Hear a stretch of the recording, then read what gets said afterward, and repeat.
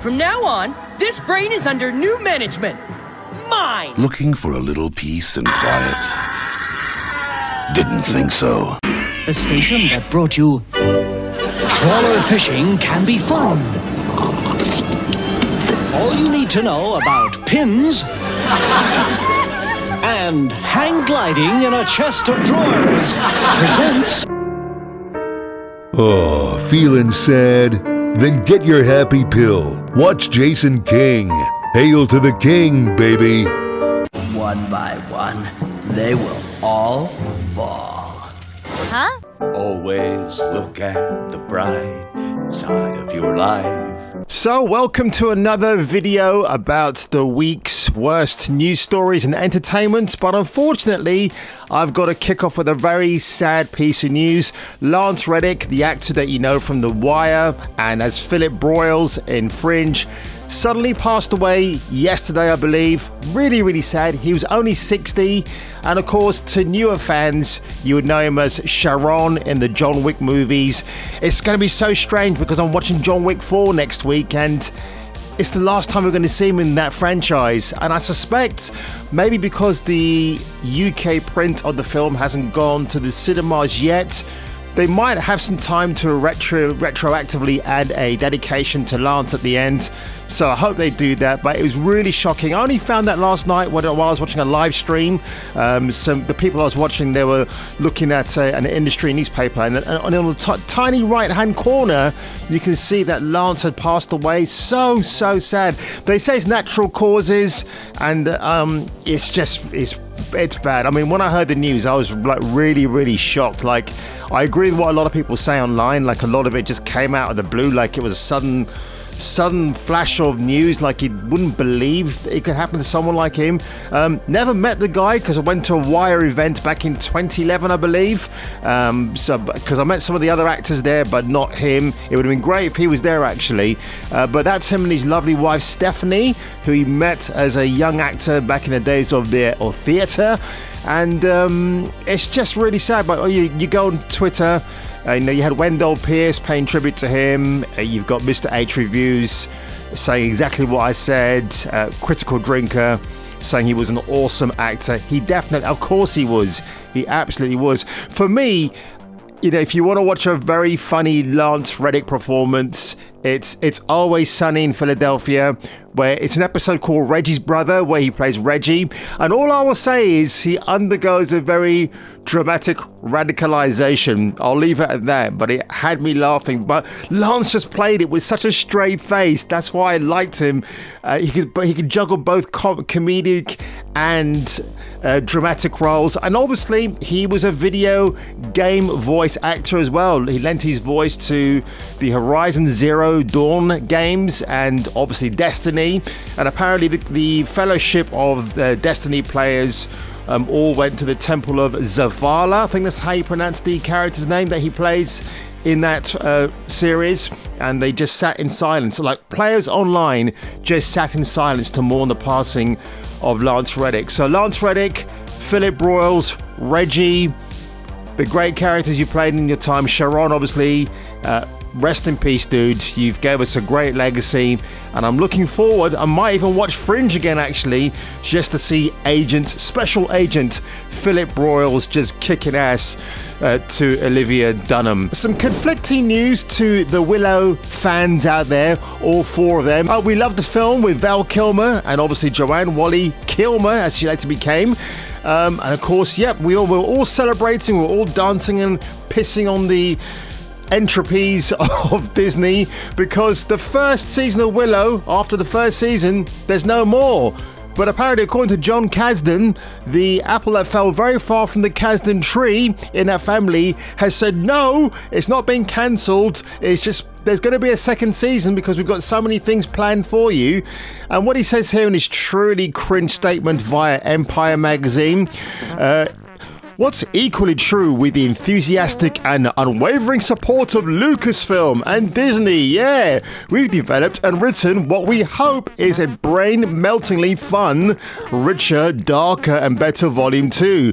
Well, if you're bringing in woke identity politics into it, which the film had nothing of, then why is anybody going to be looking forward to it? It's one of the worst rated shows, viewership-wise and critical-wise, on Disney Plus. So where this guy's coming from, I have no idea. There's plenty more context and explanation in Kazdan's full statement, but it closes on something even more hopeful for fans.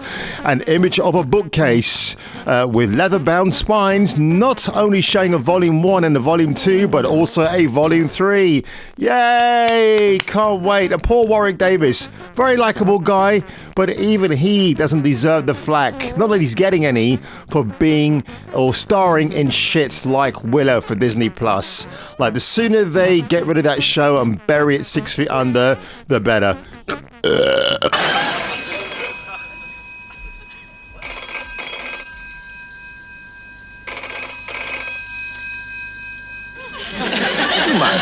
This is an internal call. Resident Evil 4. You saw my video last week. I played the demo and I thought it was absolutely fantastic. Well, this is insane. Metacritic. I mean, Capcom have got balls the size of King Kong, because basically they're so confident in this game.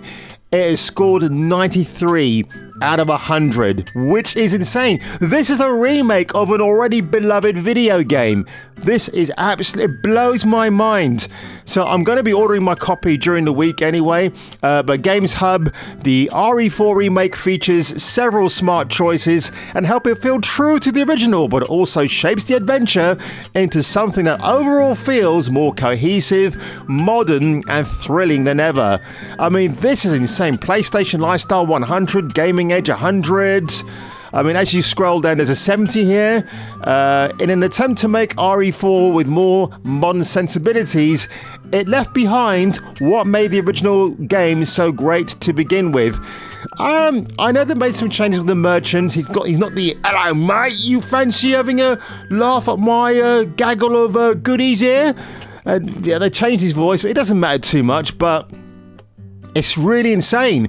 And you know what? All I'll say to you, Capcom, if you're watching this video, give us a Code Veronica remake, because that's the early iteration of Claire Redfield. Or better yet, do you dare to try and give us a remake, a modern remake for Resident Evil 5. I love that game. I know Sheva is a bit of a crappy AI companion to have. She looks great. But, you know, give her a makeover, give Chris a makeover.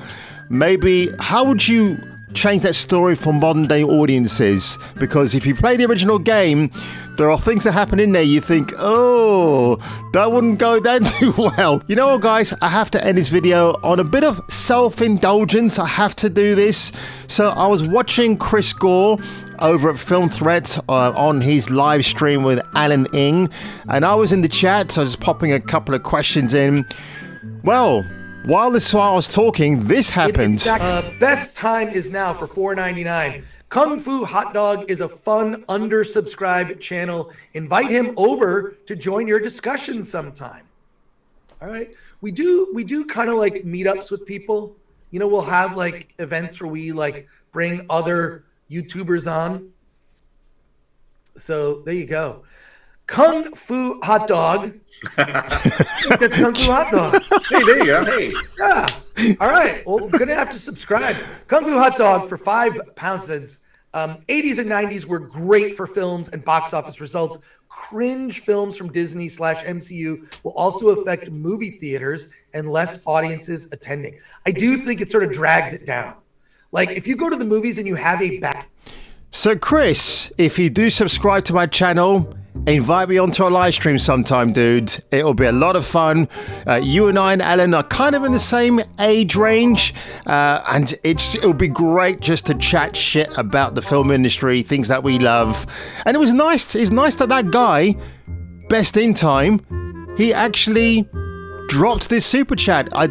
Maybe he's a subscriber to me, I don't know, or she. I can't assume what their gender is, but it was great that they actually took the time to just send in a $5 super chat and say, hey, bring this guy over. Yes, I'm unsubscribed. It doesn't matter. It is what it is. I think I might get a real sudden spike in my growth at some point. I can feel it happening. I can feel it in my fingers. I feel it in my toes. And on that one, folks, if I were you and if you were me, and what a week it's been for entertainment, both very sad, very cringy, and a little bit optimistic. And on that one, if you were me and if I were you, you better come back for the next video. Please look at the lighter side of your life.